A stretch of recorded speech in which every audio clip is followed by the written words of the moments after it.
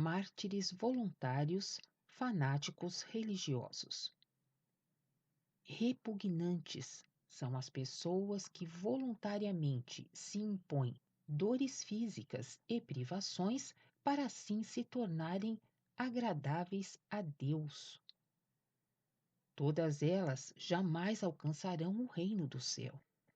Ao invés de se alegrarem com a bela criação como agradecimento pela sua existência, martirizam e torturam da maneira mais criminosa o corpo anteriormente muitas vezes sadio, ou prejudicam-no com uma carga intencional de múltiplas privações, renúncias, somente para nisso parecerem grandes diante dos seres humanos, ou perante si mesmas, para satisfação própria e enaltecimento próprio, na ilusória consciência de uma ação toda especial. Tudo isso é, sim, apenas a má e repugnante excrescência de uma grande presunção da mais baixa espécie, a vontade de sobressair a todo custo. Trata-se aí, quase sempre, de pessoas que estão convencidas de que de outro modo jamais conseguiriam se pôr em evidência, que, portanto, intuem exatamente que são incapazes de realizar algo de grande e, com isso, sobressaírem. São as convictas de sua própria pequenez. Enganando-se a si próprias, imaginam como humildade a convicção de sua pequenez. Mas não o é, pois logo comprovam isso pelo desejo de se evidenciar. Só a presunção e a vaidade é que as impulsionam para coisas tão repugnantes. Não são devotas ou humildes servas de Deus. Não se deve considerá-las como santas, mas sim apenas como pecadoras petulantes. Como tais que ainda esperam admiração por seus pecados e recompensa por sua preguiça de trabalhar. Mesmo que esse grande pecado nem chegue à consciência de muitas delas, porque não querem considerá-lo como pecado diante de si mesmas, para próprio enaltecimento, isso em nada altera o fato de que, no efeito, permanece sempre apenas aquilo que realmente é. Não, porém, como o ser humano pretende fazer crer a si mesmo e a outrem.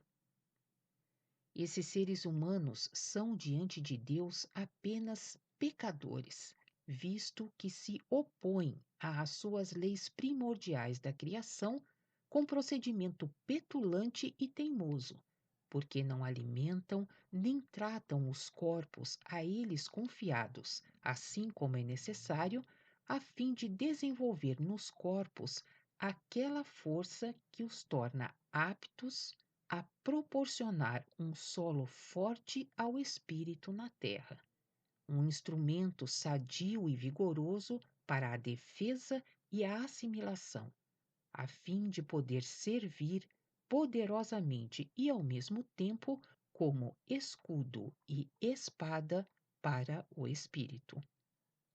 Querer investir contra as leis da natureza é apenas uma consequência da doença dos cérebros, para deste modo se destacar e se exibir, pois uma pessoa sadia jamais imaginará ser capaz de desviar ou melhorar sequer pela espessura de um fio de cabelo a vontade de Deus nas leis primordiais da criação, sem prejuízo para si mesma. Como parece tolo, pueril e caprichoso ou ridículo quando uma pessoa se instala durante o seu tempo de vida numa árvore oca ou deixa enrijecer completamente um membro do corpo, se dilacera ou se suja. O ser humano pode esforçar-se como quiser para descobrir um motivo que resulte numa justificativa ou mesmo apenas um sentido para isso. É e permanecerá um crime contra o corpo a ele confiado, e com isso, um crime contra a vontade de Deus. A isso pertencem também os inúmeros mártires da vaidade e da moda. Não presteis mais atenção a tais pessoas, vereis como se modificarão depressa. Quão pouco profunda é a convicção. Um fanático perece por sua própria obstinação. Não vale a pena entristecer-se por ele, pois tal espírito humano jamais tem valores a apresentar. E como milhares pecam dessa maneira gravemente contra o seu corpo terreno, voltando-se com isso criminosamente contra a vontade de Deus, exatamente assim se procede milhares de vezes também contra a alma. Grande é, por exemplo, o número daqueles que vivem permanentemente sob a pressão, por eles mesmos criada, de serem os desprezados no mundo. Deserdados da felicidade, desconsiderados pelos seus semelhantes e tantas coisas mais. No entanto, são eles próprios que aí apresentam pretensões totalmente injustas aos seus semelhantes. Atuam de modo desintegrante sobre seu ambiente, cheios de inveja, carregando-se com isso somente de culpa sobre culpa, como pesado fardo. Constituem os vermes que têm de ser esmagados no juízo, para que finalmente possa haver entre os seres humanos paz serena, alegria e felicidade.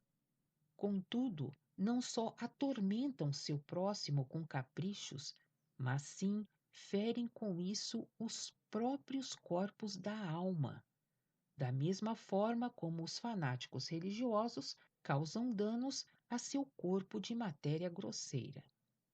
Desse modo, transgridem especialmente a lei divina, ao ferirem inconsideradamente todos os invólucros indispensáveis confiados a seu espírito, de maneira que eles não podem ser utilizados pelo espírito com saúde vigorosa e força plena.